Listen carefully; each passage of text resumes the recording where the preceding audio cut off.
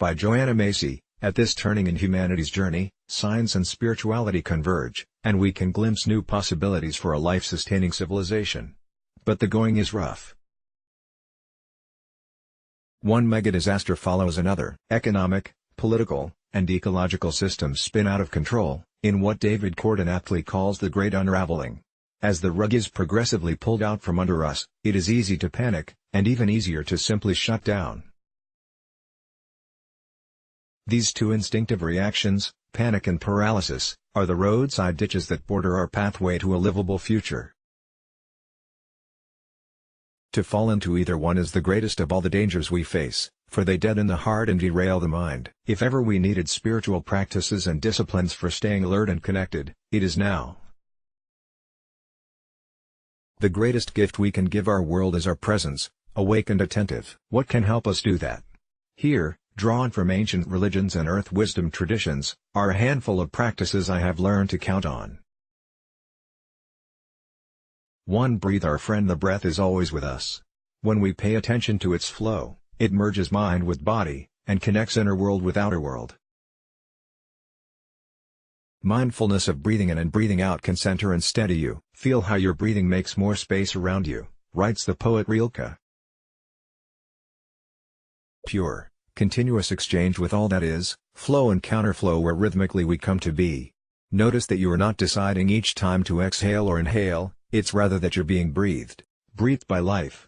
And so are all the other animals, and plants too, in vast rhythms of reciprocity. Feel that web enlivening you and holding you. The felt flow-through of matter/energy brings a measure of ease, and opens us to the flow-through of information as well. This lowers our usual defenses against distressing information, and begins to unblock the feedback loops, so we can more clearly perceive what we caused to happen. 2. Come from gratitude. As burning rainforests and dying plankton progressively diminish our oxygen supply, each breath seems more precious. Thankfulness for that precious gift galvanizes us to act, to protect. With gratitude we affirm our birthright to be here in earth, endowed with self-reflexive consciousness, the power to choose. To be here in solidarity with each other. To be a living, intrinsic, blessed part of this living earth. We have excellent teachers of gratitude in indigenous peoples the world over, and especially Native Americans. In every council meeting of the Six-Nation Confederacy of the Haudenosaunee, the Thanksgiving address constitutes the words that come before all else. Spoken afresh each time with spontaneous variations, these words offer not only thanks, but also greetings to each being and element of the natural world they honor. I think this practice is at the root of the dignity and self-respect that has survived centuries of dispossession and humiliation. As we adapt this practice to our own lives, say at the start and close of each day, and even bring into meetings, we make 2 discoveries. The first is that gratitude is not dependent on external circumstances. The second is that gratitude is a revolutionary act, helping us realize how much we already have. It helps to free us from the grip of the consumer society. 3. Respect your pain. For the world we are in grief. With all that's being inflicted on the natural world and the social fabric of our lives together, there's fear too. Anger as well. These responses are natural and healthy.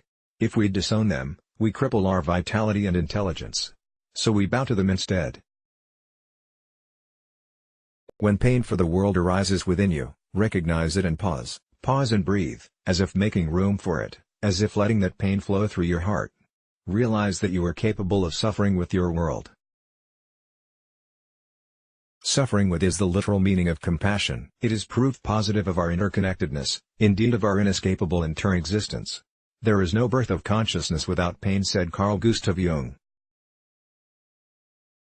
Our pain for the world releases us from the illusion of separation. It has a key role to play in birthing the collective consciousness that may well be the only resolution to the global crisis of our time. 4. Engage the power of benevolence. Metta or loving kindness is a Buddhist meditation in action that many today are finding wonderfully efficacious. It is good for dispelling fear and ill will, as well as generating care and understanding. This practice functions not as a vague, diaphanous feeling, but as a series of fairly precise person-by-person intentions. One traditional Burmese practice, for example, takes a fourfold form such as this: may a specific person be free from physical suffering. May he or she be free from mental suffering. May he or she be free from conflict. May he or she have ease of well-being. It's important to extend this to oneself as well. May I be free from mental suffering, etc. Variations are encouraged. May he or she be free to develop the beauty of his/her mind. This practice, when in play, cannot coexist with fear. 5. Inhabit larger fields of time. We are relating to time today in a way that is surely unique in human history. The growth economy and nanotechnologies require decisions made at lightning speed for short-term goals, cutting us off from nature's rhythms and from the past and future as well. Both the legacy of our ancestors and the needs of our descendants become less and less real to us. This relation to time is not innate. Throughout history, men and women have labored at great personal cost to bequeath to future generations monuments of art and learning they'd not see completed in their lifetimes. And they honored through story and ritual those who came before. We, too, can broaden the temporal context of our lives. To help us do that, cosmology and evolutionary sciences now offer vast vistas into the past. As to connecting with the future, 10,000 generations are now brought within our reach by nuclear wastes. The consequences of our actions, our karma, play out on a geological time scale. Our moral imagination is the essential tool for opening us up to the depths and breadths of time to which we belong. Extend it both backwards and forwards. Open your mind's eye to the immense journey of life on our planet by meditating on your hand. See its evolutionary development, one life form to another from its origins as a fin in primordial seas. Behold in it also the countless generations of human hands whose tasks and skills shaped our world. Invite the future ones into your awareness. Feel the strength of your desire that they find clean air to breathe, water to drink, trees, topsoil. Try asking for their guidance in the work that is now to be done. And, for a practice I hope you'll enjoy as much as I have, imagine a person of a century or two hence, perhaps related to you, perhaps not, who can see back through time, and sees you at this moment of your life. And then write yourself a letter from this future person. Let's block ads. Why?